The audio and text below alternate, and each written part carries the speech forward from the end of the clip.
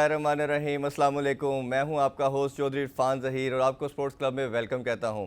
नाज़रीन, आप सबको बहुत बहुत ईद मुबारक। हमारे लिए एक बड़े मुसलमानों के लिए खुशी का फेस्टिवल होता है कि पूरा साल हम जो इंतज़ार करते हैं रमज़ान का, रमज़ान के बाद फिर ईद की खुशियों को मनाया जाता है। मैं इसमें ये ज़रूर कहना चाहूँगा, हमें इस खुशी के मौके पे अपने कश्मीरी भाइयों और फ़लस्तीन के जो मुसलमान हैं उनको नहीं भूलना चाहिए। और हम ख़ास दुआ करते हैं कि अल्लाह ताला उनके लिए आसानी पैदा फरमाए और उनको आज़ादी दे, और वो भी इसी तरह जिस तरह हम लोग आज़ादी के साथ ईद फेस्टिवल को एंजॉय करते हैं वो भी खुशियों को मनाए। नाज़रीन, ईद की मुनासबत को मद्देनज़र रखते हुए, जैसे मैंने लास्ट टाइम बताया था कि बड़ा स्पेशल शो होने जा रहा है। एक ऐसी पर्सनैलिटी हमारे साथ हैं जो बहुत ज़बरदस्त प्लेयर तो हैं ही हैं, पूरे पाकिस्तान का एक ऐसी स्पोर्ट्स के अंदर नाम रोशन किया जो शायद पहले किसी ने नहीं किया। और जब भी उनका नाम ना आता है तो एक ही प्लेयर, हमारे टेनिस की बात करते हैं मैं ओबियसली, तो सिर्फ एक प्लेयर ही पाकिस्तान में नज़र आता है जो पाकिस्तान का नाम हर फोरम पे रोशन करता है। जी, आप सब लोग जान गए होंगे, वन एंड ओनली अस्सलाम वालेकुम। अस्सलाम भाई। अस्सलाम वालेकुम जी। ईद मुबारक टू ऑल ऑफ जी, यू। आपको बहुत पूरे बहुत ईद पाकिस्तान को, मुबारक। सारे आपके व्यूअर्स को। जी जी, जैसे मैं आपसे बात कर रहा था, मेरी बड़ी ख्वाहिश थी कि हम बैठ के ईद का शो आपके साथ करें, बट अनफॉर्चुनेटली या फॉर्चुनेटली कहना चाहिए कि आप एक अपनी जो ऑफिशियल ड्यूटी है उसके लिए आप उधर बिजी हैं, बट मैंने कहा कि करना ज़रूर साम भाई के साथ ही ये शो है। नहीं, very kind of you and I am really sorry कि इस दफ़ा स्टूडियो में नहीं आ सका आपके। अल्लाह ने ज़िंदगी से दी तो इंशाल्लाह नेक्स्ट टाइम हम लाहौर में, पाकिस्तान में, तो डेफिनेटली आपके स्टूडियो में इंशाल्लाह आएंगे। जी, इंशाल्लाह इंशाल्लाह। चले, ईद का शो है तो हम थोड़ा सा ईद से स्टार्ट करते हैं। ओबियसली ये सब जानते हैं कि ईद का शो है, और ईद की जो इस दफ़ा हम मना रहे हैं, लास्ट ईयर भी जो हमारी ईद गुजरी कोविड की वजह से, वो बड़ी एक वेयर्ड किस्म का सिलसिलाकार शुरू हो गया, और इस दफ़ा तो लॉकडाउन की सिचुएशन भी है। तो आप अपनी वैसे कैसे ईद मनाते हैं, और अब कोविड के अंदर आप कैसे अपनी एक्टिविटी को रखते हैं? भाई well, to be honest, last year जो ईद थी, आई नो बाकी लोगों के लिए काफ़ी डिफिकल्ट थी, सिचुएशन और सिनारियो था, लेकिन अल्हम्दुलिल्लाह I felt very blessed and lucky, क्योंकि बहुत सालों के बाद मैं पाकिस्तान में ईद पर था। छोटी ईद पे भी था, बड़ी ईद पे भी था।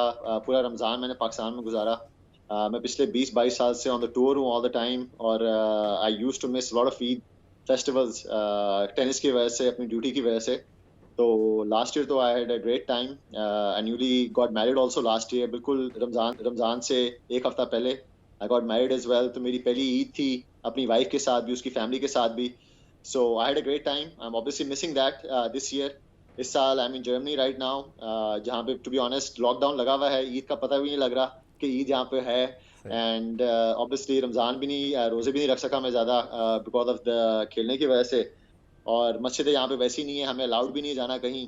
तो it's very strange scenario, obviously miss कर रहा हूँ। घर वाले पिक्चर्स भेज रहे हैं, मेरे नेफ्यूज की, नीसीज की, सारे अपनी पिक्चर्स भेज रहे हैं जब तैयार होके जाते हैं। And nephew nieces are missing also, उनको ईदी नहीं मिल रही। और मुझे भी एक्चुअली मिस कर रहा हूँ कि उनको ईदी नहीं दे पा रहा मैं, विच आई जी had a great time last year. लेकिन या डिफरेंट टाइम्स है, जिस तरह आपने बात की। लास्ट ईयर मेरे ख्याल से पाकिस्तानी कौम ने तो ईद बहुत सेलिब्रेट की थी, जिसकी वजह से हमारे केसेस भी बढ़ गए थे। जी तो इस दफ़ा मेरी तो यही रिक्वेस्ट है कि प्लीज़ एसओपीज़ को फ़ॉलो करते रहें, और मास्क ज़रूर पहनें, ऑब्वियसली सैनिटाइज़ करते रहें अपने हाथों को, सोशल डिस्टेंसिंग जो है वो बरकरार रखें। आई नो फेस्टिवल ऐसा है और हम कल्चरली इतने बाउंड हैं टुवर्ड ईद कि वो मिलना मनाना जो है ना, हमसे रहा नहीं जाता पाकिस्तानियों से। But we have to be very very careful. तो हमारे सामने थोड़ा हमसाय सा मुल्क हैं, शेयर हम इंडिया कीजिए, के हालात देख रहे हैं। हमारे viewer they are obviously very. जानना चाहेंगे कि आप जो चाइल्डहुड में कैसे ईद मनाते थे और क्या एक्टिविटीज़ होती थी, थोड़ा सा वो भी शेयर कर लें, आपका होने का फ़ायदा उठाते हैं। नहीं यार, टू बी ऑनेस्ट, ईद की हमारा एक तरह से ट्रेडिशन ही था।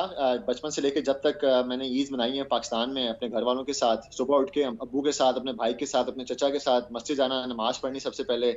और ऑब्वियसली वो कुर्ते तैयार होते थे कौन से पहनने, भाई के साथ मैचिंग कुर्ता होता था मेरे और मेरे छोटे भाई का ऑल द टाइम। मैं वाइट पहन रहा हूँ तो वो भी वाइट पहन रहा है, मैं ग्रीन पहन रहा हूँ तो वो भी ग्रीन पहन रहा है, जिस तरह होता है बच्चों का। जी and used to live with my grandparents. मेरी दादू जो थी हमारे साथ होती थी, रहती थी। तो नमाज आके सबसे पहले उनको मिलना, क्योंकि पता था कि सबसे पहले ईदी भी उन्हीं से मिलनी है। सही। और उसके बाद फिर अम्मी से मिलती थी, फिर अबू से।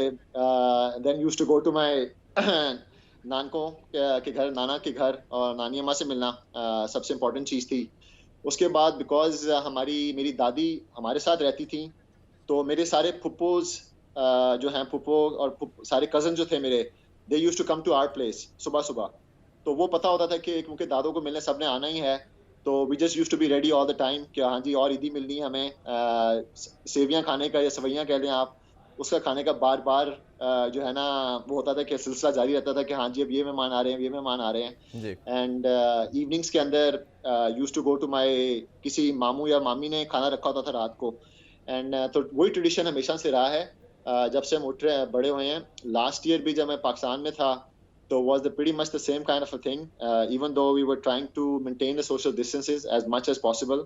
उतने कजन्स वगैरह को इतना ज़्यादा नहीं मिल सका मैं, लेकिन 1-2 डिनर ज़रूर हुए थे अच्छा जिसमें जाके उसामा भाई, मैं ऑब्वियसली रिलेटिव्स को मिले थे। जी उसामा भाई, मैं एक चीज़ जानना चाहूँगा कि मेरा अपना मानना ये है कि कोई भी बंदा किसी भी लेवल पे कंट्री को जब रिप्रेजेंट करता है तो that is basically chosen bye God. ये अल्लाह का बहुत बड़ी ब्लेसिंग है कि आप अपने कंट्री को रिप्रेजेंट करते हो।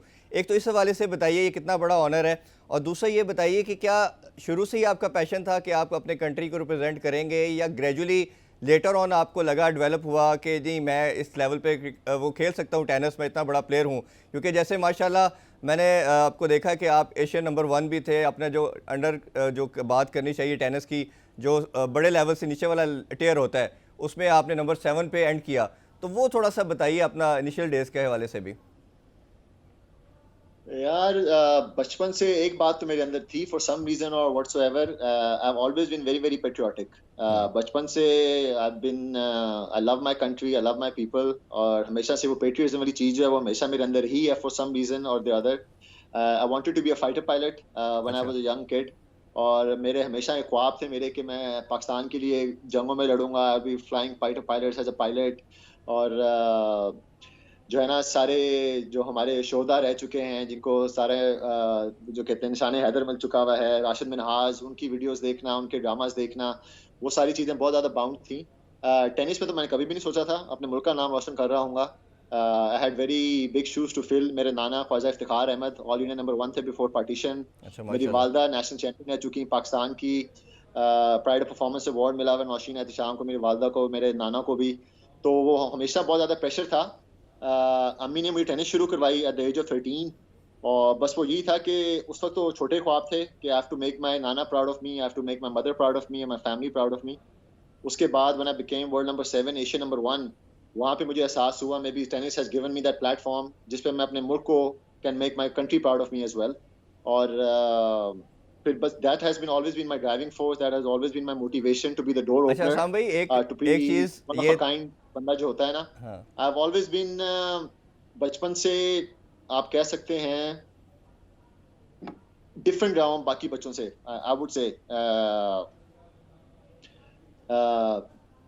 स्कूल के अंदर भी I was known as jack of all trade master of none. हर चीज के अंदर मैं टांग अड़ाई होती थी, सही। हर स्पोर्ट्स के अंदर मैं टांग अड़ाई होती थी।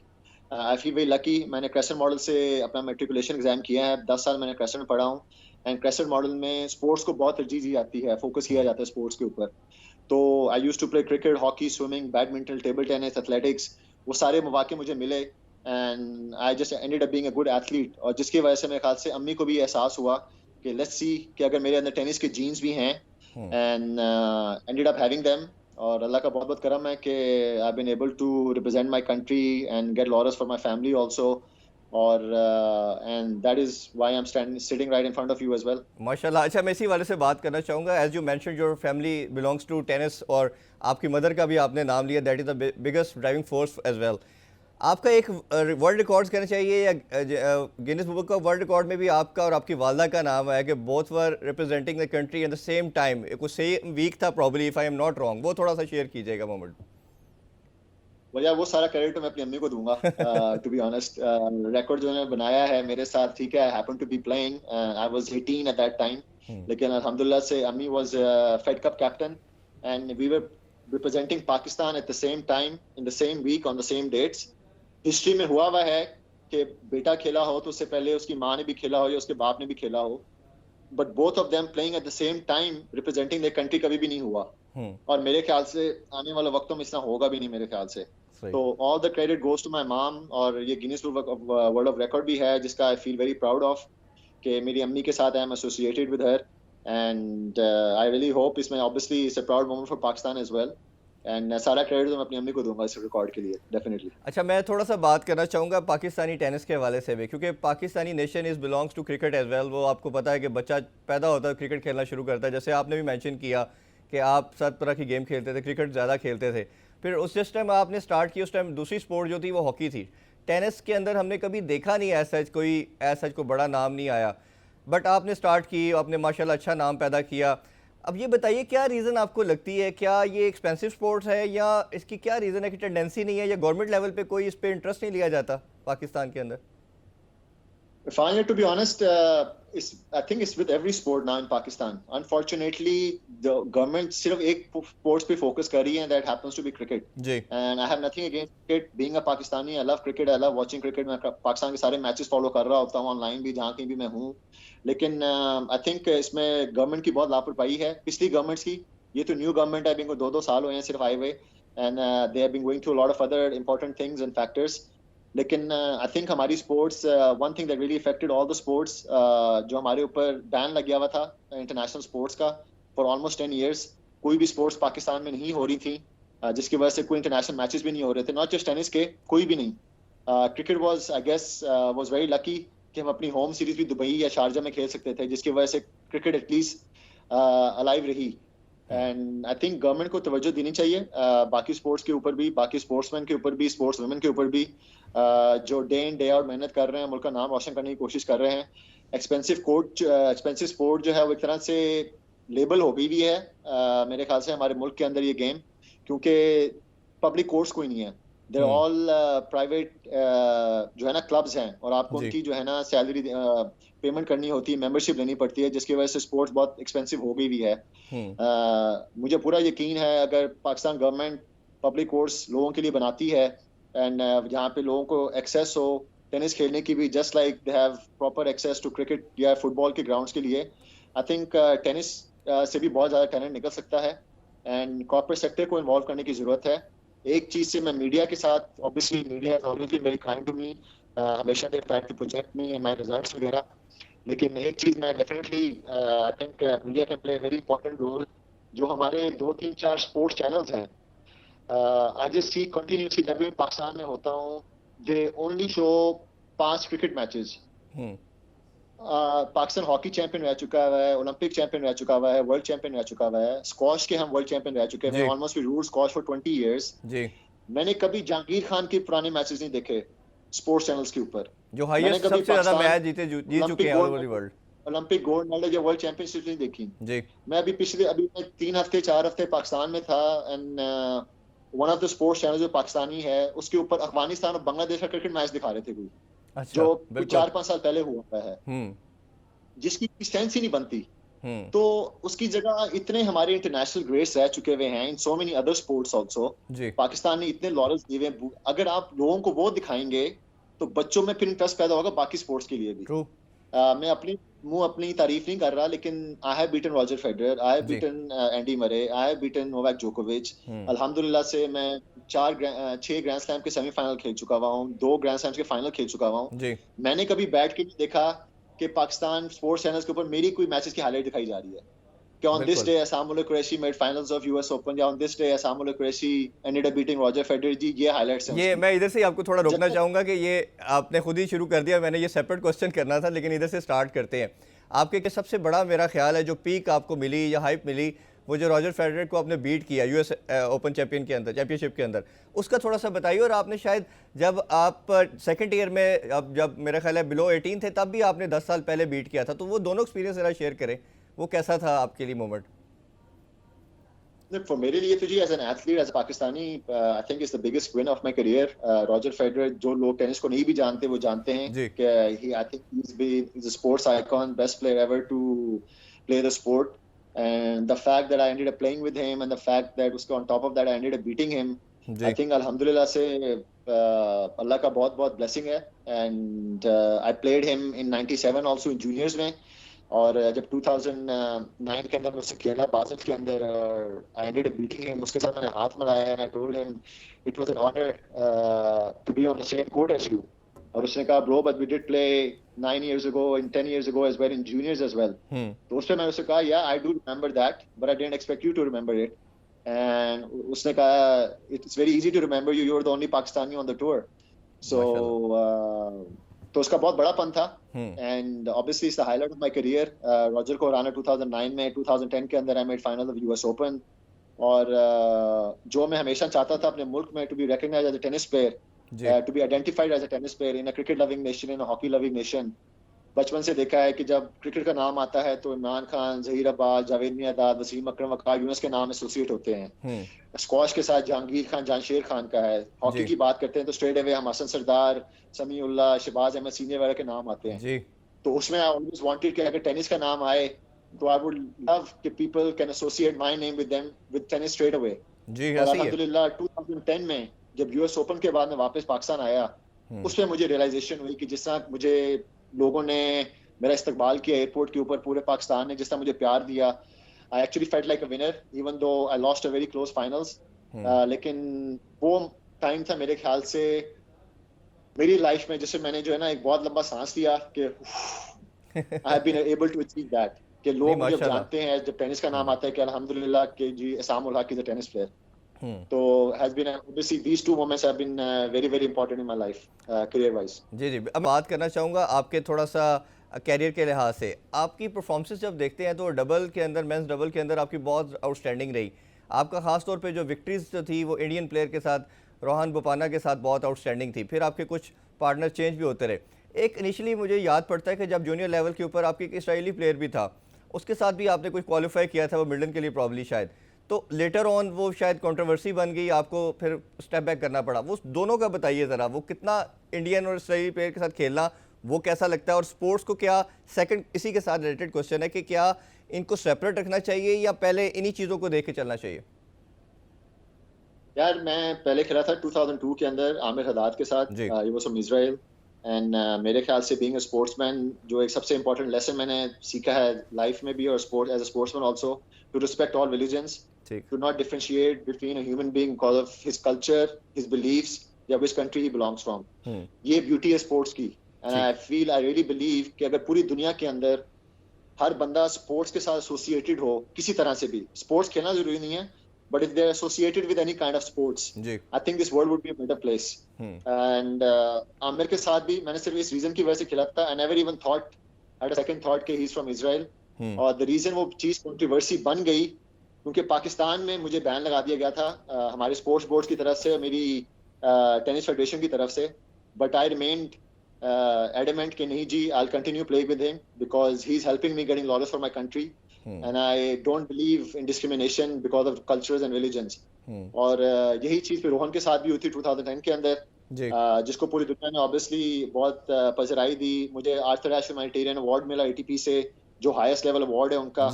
And I feel very lucky and I feel very blessed and very proud also that I'm the only Pakistani and the only Muslim जिसको ये अवार्ड मिला है twice. इस लिस्ट में रॉजर फेडरर भी है, इस लिस्ट में स्टेफन एडवर्ड भी है, नेल्सन मंडेला जैसे लोग भी हैं. तो उन लोगों के साथ मेरा नाम एसोसिएट होना is a very proud moment for me. And I still believe जी के रिलीजन को, कल्चर को और स्पोर्ट्स को अलग ही रहना चाहिए. यू कांट मिक्स देम, और पॉलिटिक्स को भी. And that's the beauty about it. And we need to respect all the religion जी. ठीक है, हम सबके अपने डिफरेंसेस हैं, but we should not be judging a person क्योंकि वो कौन सा रिलीजन प्रैक्टिस करता है, या वो कौन से कल्चर को फॉलो करता है, या वो कौन सी कंट्री से बिलोंग करता है. मैंने आपको काफ़ी फॉलो किया साम भाई, इसी का मेरा सेकंड क्वेश्चन भी ले लीजिएगा. आपको मैंने काफ़ी फॉलो किया, आप काफ़ी रिलीजियस फैमिली से बिलोंग करते हैं और माशाल्लाह आपके जो बिलीफ और आपके जो बातों से भी लगता है, हमें एक वाइब आ जाती है ना, आपको पता चल जाता है कि यार ये that person is patriotic plus he has Islamic values. तो बीइंग हैविंग इस्लामिक वैल्यूज़, इस तरह की एलिगेशन लगना वो रोहान की दफ़ा भी या वो इसराइली प्लेयर की दफ़ा भी, वो कितना डेंट करती है या आपको टॉर्चर करती है चीज़ कि यार मेरी वैल्यूज़ ये हैं, ये स्पोर्ट्स के साथ मुझे स्ट्रेच आउट किया जा रहा है, मुझे टेयर कर रहे हैं इस चीज़ का, तो वो कितना एक टॉर्चरिंग इम्पैक्ट डालती है स्पोर्ट्स के ऊपर? I was, to be honest, Israeli के साथ जब मैं खेला था तो I was a little bit disappointed. I was really sad क्योंकि it was my first time qualifying for Wimbledon, जो कि मेरी हमेशा से ड्रीम रही है. जी. और मुझे था कि मुझे पाकिस्तान से फोन कॉल्स आएंगी, प्राइम मिनिस्टर कॉल करेगा, मुबारक हो जी, विंबलडन के लिए बंदे ने क्वालिफाई कर लिया है. मेरी फेडरेशन जो है मुझे गुड लक की विशेस के मैसेज वगैरह सेंड कर रही होगी, लेकिन वो तो टोटली उल्टी चीज हो गई. They started announcing that they would ban me if I continue to play with him. तो वो कभी कभार इंसान का होता है जी, you have to believe in what, obviously I felt like I'm standing up for the right reason. I feel very lucky कि मेरे पेरेंट्स ने, मेरी फैमिली ने, मेरे सारे दोस्त जो हैं, and people who know me, they supported me as well. The International Tennis Federation supported me as well. And for me, I felt like I was in a position to maybe educate other people also and make them understand as well. Right जो कि I felt जब मैंने Indian के साथ खेला, रोहन के साथ, I never got any backlash playing with an Indian or playing with a Hindu. Because I think people did understand कि all I'm trying to do is to get laurels और अपने मुल्क के लिए जो है ना मैं फतवात हासिल करने की कोशिश कर रहा हूँ, और ये इंडियन जो है ये सिर्फ मुझे हेल्प कर रहा है उस चीज़ के अंदर, और उस इजरायली ने भी मेरी उस वक्त हेल्प की थी. बिल्कुल And we have to keep politics and religion and culture aside ji from sports. बिल्कुल ठीक है। अच्छा, आपके थोड़ा सा मैं कैरियर पे बात करना चाहूँगा। आपकी जितनी भी आउटस्टैंडिंग परफॉर्मेंसेस हमने देखी, वो डबल्स के अंदर बहुत आउटस्टैंडिंग आपकी परफॉर्मेंसेस रही, बट एज ए सिंगल में हमने वो उतने बड़ी अचीवमेंट नहीं नज़र आई। तो उसकी क्या रीज़न देखते हैं आपको? क्या वैसे एज ए प्लेयर लगता है कि वो किस चीज़ पे लैक की, क्यों ऐसा I हुआ? had a lot of good wins in singles also, लेकिन unfortunately people didn't know about me. हाँ, People इसीलिए didn't care इसीलिए क्वेश्चन किया कि वो भी पाकिस्तानी शेयर कोई player करें। है. जी जी मैंने वर्ल्ड नंबर 7 को हराया, अमेरिकन नंबर 1 को, मार्डी फिश को. मैंने उस वक्त फ्रांस नंबर 1 था player. He made finals, semi-finals of Wimbledon also. Richard Gasquet, he got to world number 5 in his career. Asian number 1 को पैराडॉन स्टिचपैन, वर्ल्ड नंबर 8 को मैंने पाकिस्तान के अंदर हराया, लाहौर के अंदर. माशाल्लाह। I got to 103 in the world. Wimbledon के लिए मैंने क्वालिफाई किया सिंगल्स के अंदर. I won a round. US open के लिए मैंने क्वालिफाई किया. तो as a singles player also मेरी अचीवमेंट्स काफी रही हैं. I have won lot of titles as well. लेकिन जिस तरह मैंने आपको कहा, it took me a very long time to be recognized in Pakistan. Even जब मैंने रॉजर फेडरर को हराया था 2009 के अंदर, people didn't realize at that time also जी कि किसी पाकिस्तानी ने रॉजर फेडरर, अभी भी बहुत सी पाकिस्तानी हैं जिनको नहीं पता कि मैंने रॉजर फेडरर को हराया. ऐसा ही है। तो for some reason or the other, singles अल्हम्दुलिल्लाह 12 साल मैंने खेला हूँ. I have had a lot of wins on top 5, top 10 players. लेकिन पाकिस्तान में उस चीज को अप्रिशिएट नहीं किया गया. इस्लामिक गेम्स हम खेले, फर्स्ट इस्लामिक गेम्स सऊदी अरब में हुई थी मक्का में 2005 के अंदर. अल्हम्दुलिल्लाह I got 3 gold medals. Only Pakistani who ever got 3 gold medals in that. तो लोगों को वो भी नहीं पता. तो लेकिन बस 2010 के बाद जब यूएस ओपन का फाइनल खेला डबल्स का, एंड उसके बाद फिर मुझे भी रियलाइज हो गया कि may be I don't necessarily have to only do well in singles to be recognized in my country. अगर डबल्स में भी मैं कर सकता हूँ, टॉप प्लेयर्स को खेल सकता हूँ, बड़े टूर्नामेंट्स खेल सकता हूँ, और I keep continuing this path, और तो उसके थ्रू भी मैं टेनिस को प्रमोट कर सकता हूँ, और उसके थ्रू भी मैं can be recognised in this sport. और फिर 2010 के बाद जब यूएस ओपन का फाइनल खेला, उसके बाद I started focusing on doubles only. जी नाज़रीन, आप सामुल हक की बड़ी इंटरेस्टिंग गुफ्तगू सुन रहे हैं, but it's time for short commercial break. Stay with us.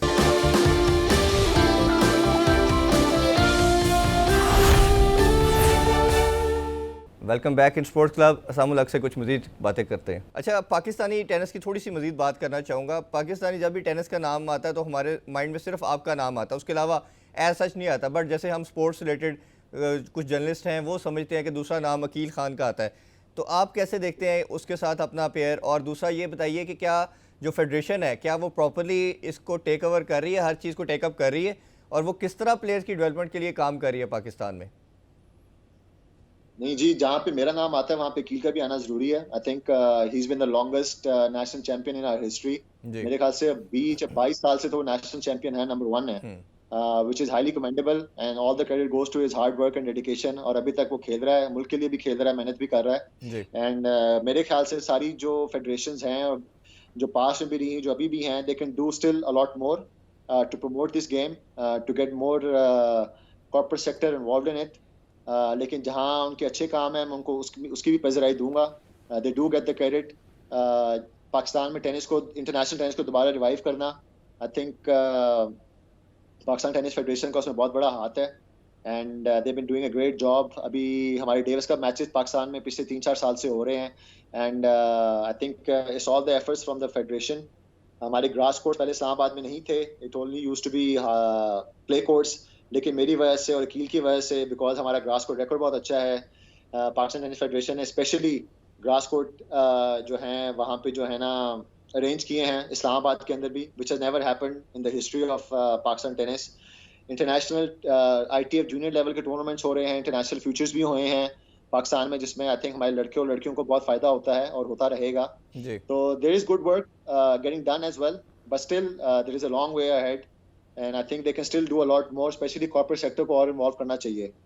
And I feel जिस तरह मैं और जिस तरह अकील यंगस्टर्स की और पाकिस्तान टेनिस की हेल्प कर सकते हैं, टेनिस फेडरेशन जो है ना हमें उस तरह यूज़ नहीं कर रही. एंड हमारे पास प्लेयर्स को भी I think they can do a lot more in that regard as well, कि टेनिस लेवल को ना शाम भाई, पाकिस्तान में उसमें ऊपर कुछ लेके आए। हमें कुछ की पॉइंट्स बताइए, कुछ प्रपोजल बताइए। ये प्लेटफॉर्म आपके लिए हाजिर है, आज ईद पे बुलाने का मकसद भी यही था कि कैसी स्पोर्ट्स को हाईलाइट भी करें, साथ साथ आपके होने का फ़ायदा भी उठाएं।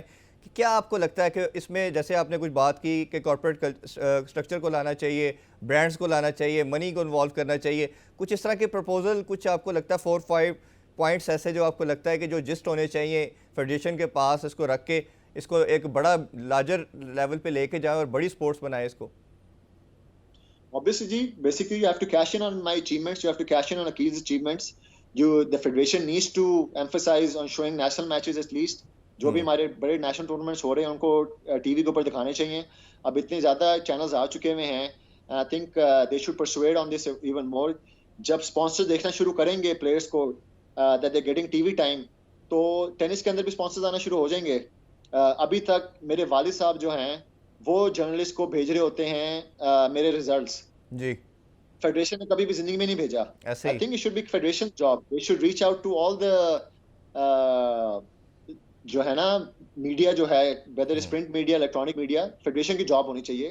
दे should send away all the messages to all the media कि हाँ जी सामने लोग यहाँ पे खेल रहा है, वो आज जीता ये है। एंड सो मेरे भी अचीवमेंट्स और अकील खान की भी अचीवमेंट्स जिस तरह क्रिकेटर्स की आ रही होती हैं डेली भी, उस तरह हमारी भी आ रही हैं। जब बिल्कुल ठीक। स्पॉन्सर्स वगैरह इस तरह देखेंगे कि अखबार में भी नाम आ रहे जी शाम का अकील का, उनकी तस्वीरें भी आ रही हैं, तो they will automatically get attracted to it. अगर हम परफॉर्म नहीं कर रहे तो I am not asking you to keep posting our pictures, लेकिन जब पिछले 20 साल से हम परफॉर्म कर रहे हैं, हम रिजल्ट दे रहे हैं, we giving, I think cricket के बाद मेरे ख्याल से ऑनेस्टली स्पीकिंग सबसे ज्यादा हाई लेवल के रिजल्ट्स अगर किसी स्पोर्ट्स ने दिए हैं वो टेनिस है। ट्रू। मैं गारंटी से कह सकता हूँ हॉकी, स्क्वॉश और टेबल टेनिस, कोई भी स्पोर्ट्स हमारे आगे नहीं आती। किसी की इतनी मेजर विंस नहीं हुई क्रिकेट के बाद। I think tennis has been the only sport. तो फिर आप उन प्लेयर्स को, उस स्पोर्ट्स को फिर आप प्रमोट करो इंटरनेशनली भी, इलेक्ट्रॉनिकली भी और प्रिंट मीडिया के थ्रू भी। जब आप वो चीजें करना शुरू कर देंगे, एंड उसमें सबसे बड़ा हाथ फेडरेशन का है। फेडरेशन शुड मेक श्योर कि मेरी जो भी विंस हैं internationally, they should make sure कि हर अखबार के अंदर और हर इलेक्ट्रॉनिक मीडिया के अंदर आनी चाहिए कि शाम आज इधर जीता है, शाम आज ये खेल रहा है, शाम आज ये खेल रहा है, शाम आज ये खेल रहा है।